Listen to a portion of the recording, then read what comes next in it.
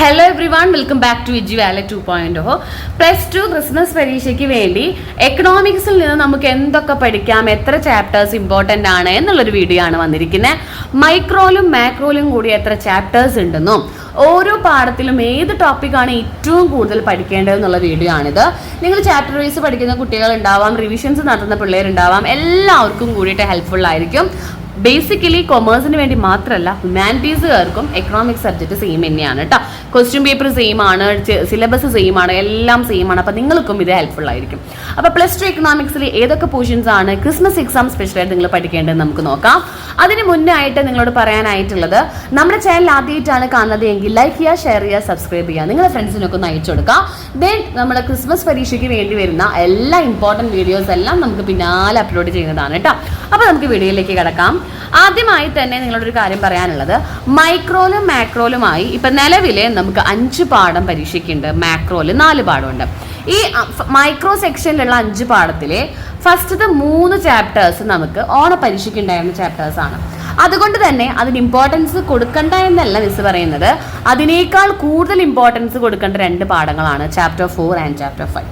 മാക്രോയുടെ subject എങ്ങനെയാണെന്ന് വെച്ചിട്ടുണ്ടെങ്കിൽ, ഓണപരീക്ഷയ്ക്ക് ഭൂരിഭാഗം പേർക്കും മാക്രോ സെക്ഷൻ ഉണ്ടായിരുന്നില്ല. എന്നാൽ ചില കുട്ടികൾക്കൊക്കെ 2 പാഠങ്ങളൊക്കെ ഉണ്ടായിരുന്നു. കാരണം നമുക്ക് അറിയാം, ടീച്ചേഴ്സാണ് ക്വസ്റ്റ്യൻ പേപ്പർ ഇട്ടിരുന്നത് അല്ലേ, അതുകൊണ്ടാണ് ഈ ഒരു വ്യത്യാസം ഉള്ളത്. അപ്പം നിങ്ങൾ ഏറ്റവും കൂടുതൽ അധികം ഫോക്കസ് ചെയ്ത് പഠിക്കേണ്ട 6 പാഠങ്ങളേ ഉള്ളൂ. 6 പാഠം എന്ന് പറയുന്നത് മാക്രോയിലെ 4 പാഠങ്ങളും മൈക്രോയിലെ 4ാം പാഠവും 5ാം പാഠമാണ്. ഈ 2, 4, 6 അങ്ങനെ മൊത്തം 6 പാഠങ്ങൾ പഠിച്ചു കഴിഞ്ഞതിന് ശേഷം മാത്രം നിങ്ങൾ ഫസ്റ്റത്തെ 3 പാഠങ്ങൾ ഇവിടുത്തെ പഠിച്ചാൽ മതി, മൈക്രോയിലെ പഠിച്ചാൽ മതി. അപ്പോൾ നിങ്ങൾ ആദ്യം പഠിക്കേണ്ട പാഠം ഏതാണ്? Theory of firm under perfect കോമ്പറ്റീഷനും മാർക്കൽ ഇക്വിലിബ്രിയം. ഇവിടെ നമ്മൾ വരുമ്പോൾ 4, 3, 2, 1 അങ്ങനെ എല്ലാ പാഠവും ഇവിടെ ഇമ്പോർട്ടൻ്റ് ആണ്. അപ്പോൾ മിസ്സോട് എഴുതിയിരിക്കുന്നത് മൈക്രോ ഇക്കണോമിക്സിലെ 4ാം പാഠമായ theory of a firm under perfect കോമ്പറ്റീഷനിൽ നിങ്ങൾ പഠിക്കേണ്ട മെയിൻ ആയിട്ടുള്ള കുറച്ച് ടോപ്പിക്കുകളാണ്. ഉറപ്പായിട്ടും നമുക്ക് എല്ലാ ക്വസ്റ്റ്യൻ പേപ്പറിലും വരുന്ന ക്വസ്റ്റ്യൻസ് ആണ് ഇവിടെ എഴുതിയിരിക്കുന്നത്. അപ്പം നിങ്ങളിപ്പോൾ theory of a firm under perfect competition എന്ന് പറഞ്ഞ 4th ചാപ്റ്റർ എടുത്തു. മൈക്രോയിലെ 4ാം പാഠാണ്, മൈക്രോ സെക്ഷനിലെ നമ്മുടെ 4ാമത്തെ ചാപ്റ്റർ ആണിത്. ഇവിടെ നമുക്ക് എങ്ങനെ നല്ല വെയിറ്റേജ് ഈ പാഠത്തിന് വരുന്നുണ്ട്. ഏകദേശം ഒരു 8, 9 മാർക്കൊക്കെ എങ്ങനെ നമുക്ക് എക്സ്പെക്ട് ചെയ്യാവുന്ന ഒരു ക്വസ്റ്റ്യൻ പേപ്പറുള്ള ചാപ്റ്റർ ആണ്. ആദ്യമായിട്ട് നിങ്ങൾ പഠിക്കേണ്ടത് features of perfect competition. Features of perfect competition എന്ന് പറയുമ്പോൾ large number of buyers and sellers, homogeneous product, no selling cost, no transportation cost, price taker, അങ്ങനെയൊക്കെ തുടങ്ങിയിട്ടുള്ള ഒരു പെർഫെക്റ്റ് കോമ്പറ്റീഷൻ എന്ന് പറഞ്ഞ മാർക്കറ്റിന് വേണ്ട പ്രത്യേകതകളാണ് അവിടെ പഠിക്കേണ്ടത്. Freedom of entry and exit, അങ്ങനെ തുടങ്ങിയ ഒരു 8, 9 ഫീച്ചേഴ്സ് ഉണ്ട്. വിത്ത് എക്സ്പ്ലനേഷനും വിത്തൗട്ട് എക്സ്പ്ലനേഷനും എഴുതിയാലും കുഴപ്പമൊന്നുമില്ല കേട്ടോ.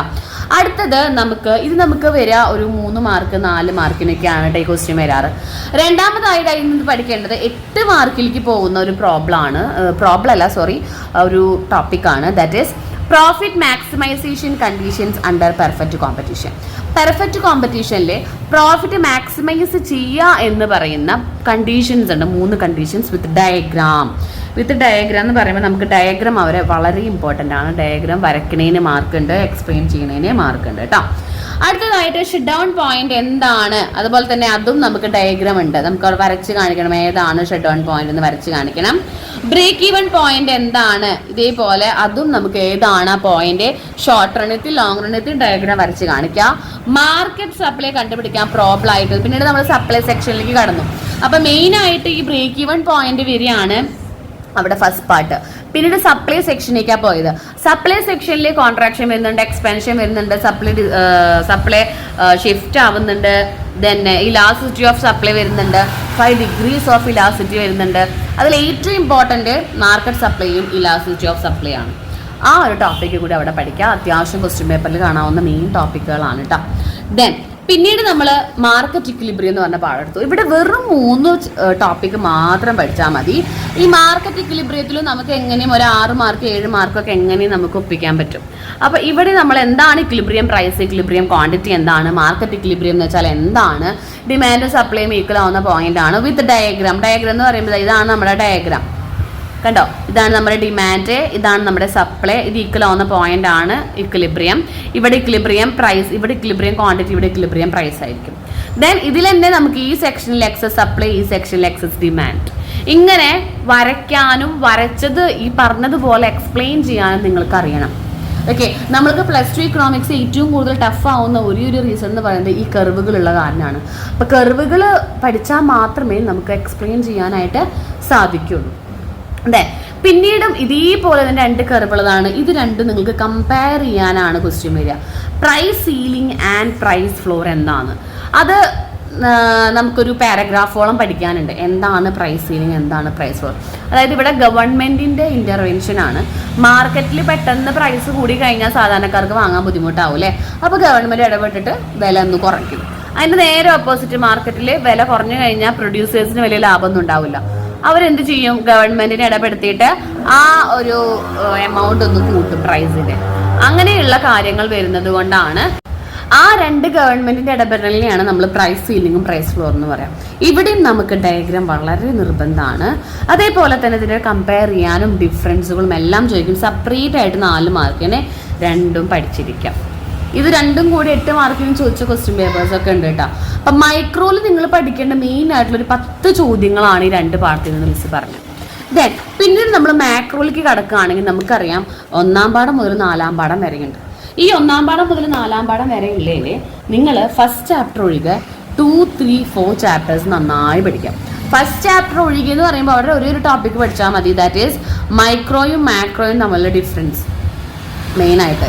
പിന്നെ ഉള്ളത് 4 സെക്ടേഴ്സ് ഓഫ് എൻ ഇക്കോണമി, അതേപോലെ മാക്രോയുടെ എമർജൻസ്. ഈ 3 ചോദ്യങ്ങൾ നിങ്ങൾ ലാസ്റ്റ് പഠിക്കണം.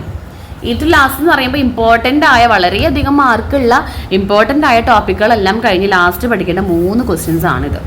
ഇതിലെ മിസ് ഓർഡർ പ്രകാരമാണ് എഴുതിയിരിക്കുന്നത്. ഇപ്പോൾ 2-ാം പാർട്ടിൽ നിന്ന് കുറച്ച് ക്വസ്റ്റ്യൻസ് എഴുതിയിട്ടുണ്ട്, 3-ാം പാർട്ടിൽ നിന്ന് കുറച്ച് ക്വസ്റ്റ്യൻസ് ഉണ്ട്, 4-ാം പാർട്ടിൽ നിന്ന് എഴുതിയിട്ടുണ്ട്.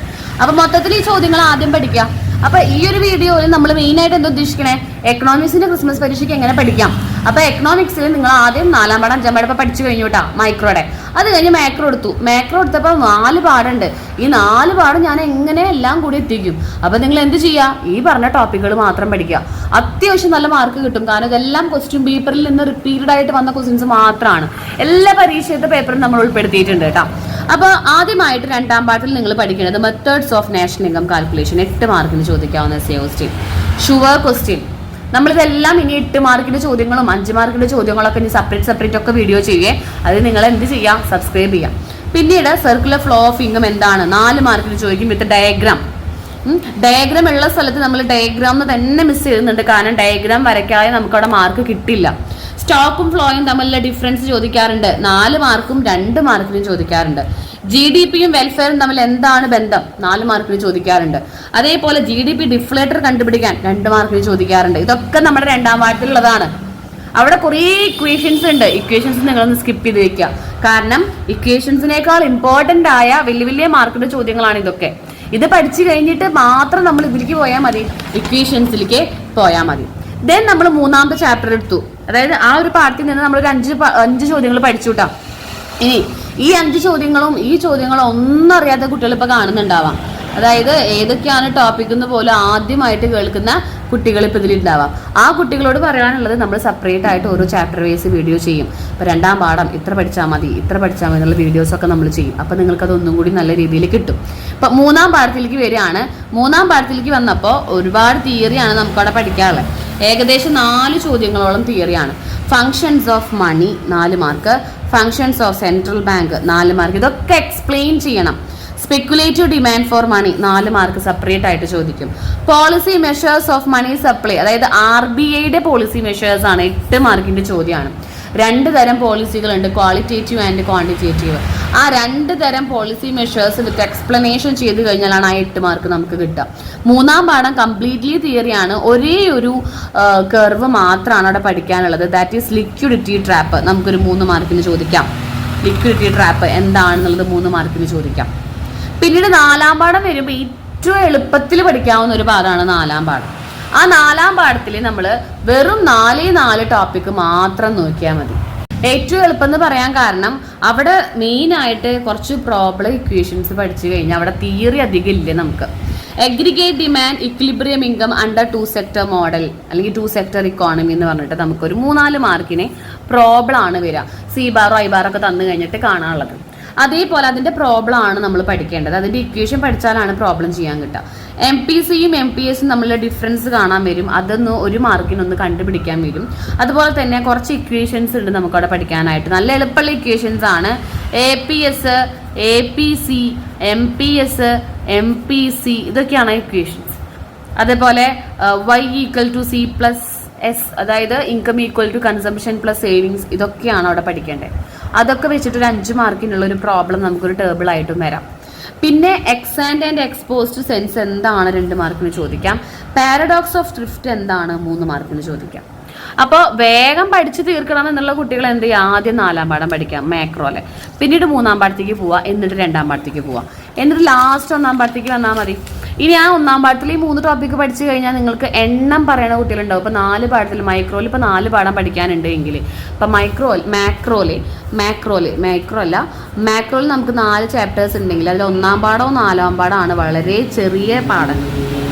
അപ്പോൾ നിങ്ങൾക്ക് അത് രണ്ടും പഠിച്ചിട്ട് പിന്നീട് 3ാം പാഠത്തിലേക്കും 2ാം പാഠത്തിലേക്കും വന്നാൽ മതി. അതായത് അത്യാവശ്യം ടോപ്പിക്കാണ്. അപ്പം അങ്ങനെ പഠിക്കേണ്ടവർക്ക് അങ്ങനെ പഠിക്കാം. ഇനി ചില സ്റ്റുഡൻസ് ഉണ്ട് ചെറുതുമ പിടിക്കാതെ വലിയ മാർക്കുള്ളത് ആദ്യം പഠിക്കാം. അങ്ങനെ മിസ്സിനൊന്നും കൂടി അതിനോടാണ് താല്പര്യം. കാരണം ഏറ്റവും കൂടുതൽ മാർക്കുകൾ വരുന്ന പാഠങ്ങൾ കവർ ചെയ്യുക. 8 മാർക്ക് 5 മാർക്ക് ഏറ്റവും കൂടുതൽ വരിക 3ാം പാഠത്തിൽ നിന്ന് 2ാം പാഠത്തിൽ നിന്നാണ്. അത് കവർ ചെയ്ത് കഴിഞ്ഞിട്ട് പോരെ 1ാം പാഠമോ 4ാം പാഠം. അതിൽ ചെറിയ ടോപ്പിക്കുകളേ ഉള്ളൂ. അപ്പോൾ ഇങ്ങനെ വേണമെങ്കിൽ നിങ്ങൾക്ക് മാക്രോ സെക്ഷൻ കവർ ചെയ്യാം. പിന്നെ പ്രോബ്ലംസ് മാത്രം നമ്മളൊരു വീഡിയോ ചെയ്യുന്നുണ്ട് ക്രിസ്മസ് പരീക്ഷയ്ക്ക് വേണ്ടിയിട്ടുള്ളത്. അപ്പോൾ അതൊക്കെ കണ്ടു കഴിഞ്ഞാൽ അത്യാവശ്യം നല്ല മാർക്ക് കിട്ടും. ദെൻ നമ്മുടെ എക്കണോമിക്സിൽ ഇനി നമ്മൾ ഇടാൻ പോകുന്ന വീഡിയോസ് 8 മാർക്കിൻ്റെ സ്പെഷ്യലായിട്ടൊരു വീഡിയോ ചെയ്യുന്നുണ്ട്. 8 മാർക്കിൻ്റെ നിങ്ങൾ പഠിക്കേണ്ട ഒരു 4-5 ചോദ്യങ്ങളുള്ളൂ ഈ എല്ലാ പാഠത്തിൽ നിന്നും. അതുപോലെ തന്നെ 5 മാർക്കിൻ്റെ ക്വസ്റ്റ്യൻസ് ഏതൊക്കെയാണ്, short essay type questions. Problems മാത്രം എസ്പെഷ്യലി ഫോർ ക്രിസ്മസ് എക്സാം, അതായത് ക്രിസ്മസ് എക്സാമിന് വേണ്ടി മാത്രം ഉള്ള വീഡിയോസാണ്. പ്രോബ്ലംസ് മാത്രമായിട്ടുള്ളത്. ദെൻ കർവുകൾ നിങ്ങൾ പഠിക്കേണ്ട, ക്രിസ്മസ് എക്സാമിന് പഠിക്കേണ്ട കർവുകൾ മാത്രം. അതുപോലെ തന്നെ ഡിഫറൻസുകൾ ഏതൊക്കെയാണ്, അങ്ങനെ തുടങ്ങിയിട്ടുള്ള വീഡിയോസ് എല്ലാം നമുക്കിനി പിന്നാലെ വരുന്നുണ്ട് നിങ്ങളുടെ എക്സാമുമായിട്ട് ബന്ധപ്പെട്ടിട്ട്. അപ്പോൾ അതെല്ലാം നിങ്ങൾ എന്ത് ചെയ്യുക, മിസ് ചെയ്യാതെ കാണുക. അതിനുവേണ്ടി നമ്മുടെ ചാനൽ സബ്സ്ക്രൈബ് ചെയ്യുക. എല്ലാ ടോപ്പിക്കുകളും കവർ ചെയ്യാനായിട്ട് ശ്രദ്ധിക്കുക. മെയിനായിട്ട് എക്സാം ഓറിയൻറ്റഡ് ടോപ്പിക്ക് മാത്രം പഠിക്കാൻ ശ്രമിക്കുക. അതാണ് നിങ്ങൾ ആദ്യം ചെയ്യേണ്ടത്. അല്ലാതെ വലിച്ചു വാരി എല്ലാ പാഠവും ഓരോ പാഠങ്ങൾ കഴിയട്ടെ എന്നിട്ട് 2ാം പാഠത്തേക്ക് പോകാമെന്ന് പറഞ്ഞിട്ട് കാര്യമില്ല. ഒരു പാഠത്തിൽ നിന്ന് 3 ചോദ്യങ്ങളാണ് ഇമ്പോർട്ടൻ്റ് എങ്കിൽ ആ 3 ചോദ്യങ്ങൾ മാത്രം. അപ്പോൾ അങ്ങനെ പ്രൊഡക്റ്റീവ് ആയിട്ടുള്ള ടോപ്പിക്കുകൾ പഠിക്കുക. എങ്കിൽ മാത്രമേ നിങ്ങൾക്ക് എന്ത് ചെയ്യുള്ളൂ, നല്ല മാർക്ക് സ്കോർ ചെയ്യാനായിട്ട് നമുക്ക് പറ്റുള്ളൂ. വീഡിയോ ഹെൽപ്ഫുൾ ആയെന്ന് വിചാരിക്കുന്നു. ഹെൽപ്ഫുൾ ആയെങ്കിൽ നിങ്ങളുടെ ഫ്രണ്ട്സിനൊക്കെ ഒന്ന് അയച്ചു കൊടുക്കുക, ഷെയർ ചെയ്യുക, സപ്പോർട്ട് ചെയ്യുക മാക്സിമം. Okay, thank you.